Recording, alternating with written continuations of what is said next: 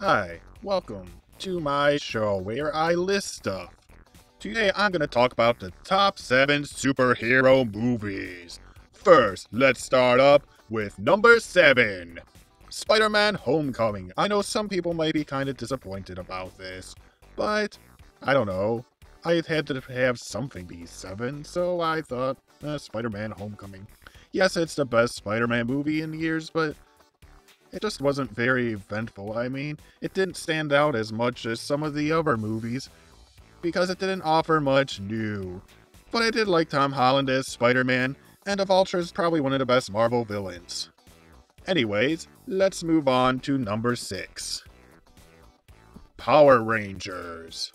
It did a nice balance between making the show work for a modern audience and an older audience, and keeping true to the original show. It's probably one of the best kids shows that was adapted into a movie. And I liked how it focused more on the characters and the powers, but at the same time that is a weakness, because it doesn't really have much action in it until the end of the movie. And also there's a death and resurrection or whatever that seems kind of pointless too, but overall it's still a good movie.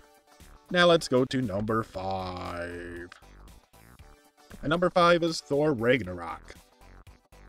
Now some people are going to complain that this wasn't higher, but it's my list, so I can do whatever I want. Now, yes, this movie was fun. It had great performances. I especially love Scourge and Stan Lee, because I like weird, obscure characters. And the main bad is just that some moments seem anticlimactic that should have had a bigger impact.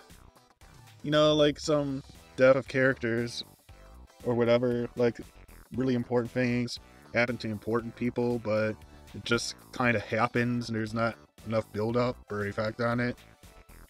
It's just kind of there, and I wish there was more. But it's still fine. Number 4, if somebody actually sees this video, is also going to get angry from this, because I have Justice League. All the actors was good, and it's the best portrayal of Superman in years. Turned out to be a pretty solid story, despite the different directors and having to cut the movie down to 2 hours because the studio wanted it. Anyways, this movie had a really good musical score. It had a nice mix of old and new. I liked hearing the classic Superman theme and the Danny Elfman Batman theme. This was made by Danny Elfman, so that's probably why that's there. But I'm glad that they also put in a Wonder Woman theme, and the Flash theme kind of sounds like the TV show, so it's just nice to see a mix of decades of music. Okay, I know the Justice League had some problems. Like, there was a lot of misuse in CGI, and Aquaman wasn't very interesting, and none of those problems really bothered me that much to put it in the lowest spot. The good outweighed the bad.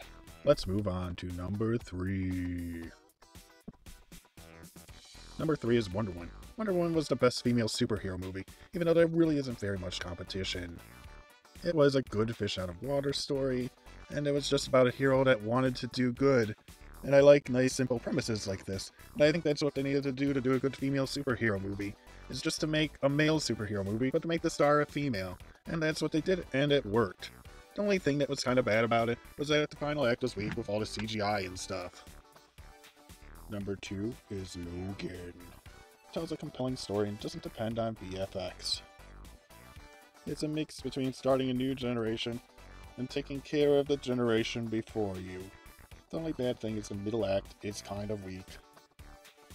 Wolverine makes a decision that he should have known better about, and just with people in danger. I know that it was just to slow down the pace of the movie, and just to have the characters relax a little, but I think there was a better way they could have done that.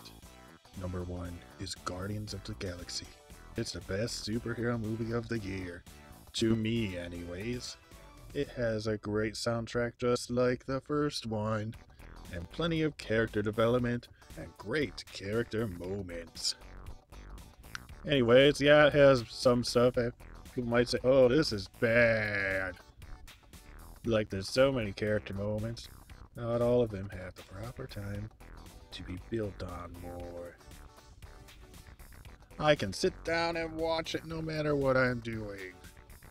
It was going to be Wolverine and Wonder Woman, but over time, this one grew on me. The end.